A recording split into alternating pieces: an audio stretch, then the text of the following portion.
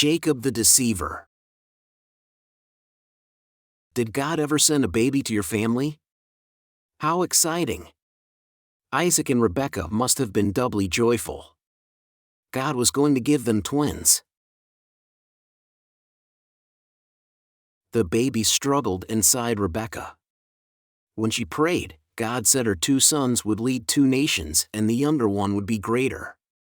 Usually the firstborn was greater. At last the babies were born. The twins were not alike. Esau, the older boy, was very hairy and grew up to be a skillful hunter. Jacob was smooth-skinned and liked working around home. Father Isaac loved Esau best. Mother favored Jacob.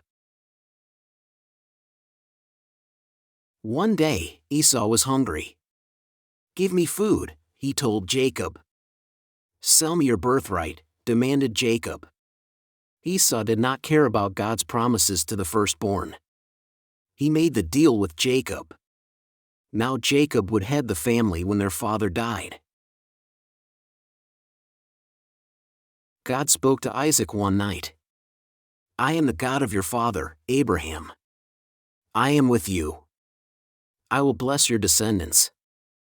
Although Isaac worshipped God, his son Esau married 2 wives from the Hittites, a people who didn't care about God. Isaac grew old. "Please bring me fresh meat," he told Esau. "Then I will bless you." This special blessing was from father to firstborn. Esau hurried out to hunt. But Rebekah had overheard. She wanted Jacob to be blessed. Rebekah had a plan.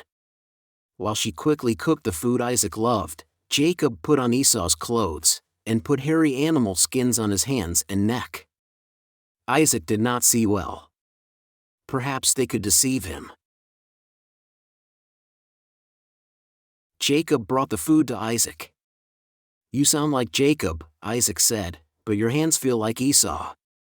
After he had eaten the food, Isaac blessed the son kneeling before him. Just after Jacob left, Esau came to Isaac. "Here's your food," he said. Isaac knew he had been tricked. "I cannot change the blessing," he cried. Esau's heart filled with hatred. He decided to kill Jacob. Rebekah heard Esau's threats.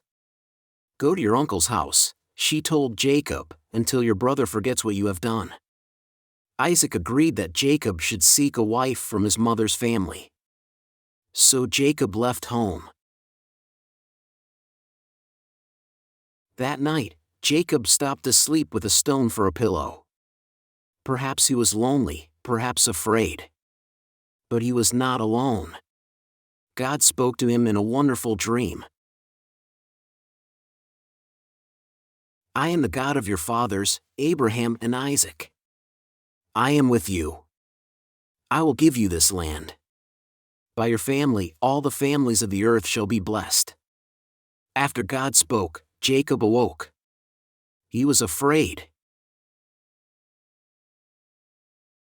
Jacob's uncle Laban welcomed him. Jacob loved his cousin Rachel and served Laban 7 years so he could marry her. But, on the wedding night, Laban cheated Jacob. "This is Leah, not Rachel," Jacob complained. "You tricked me." "The oldest daughter must be married first," Laban said. "Now marry Rachel also and serve me 7 more years." Jacob agreed. Perhaps he remembered his own trickery towards Isaac and Esau. Jacob had 11 sons. As years passed, he longed to take his family back to Canaan. His parents were there. But so was Esau, who had vowed to kill him. Was it safe? One day God told him to return. Jacob gathered his family in flocks to set out for home. What a trip it was! Esau came to meet Jacob with 400 men. But he didn't hurt Jacob. He ran to meet Jacob and gave him a big hug.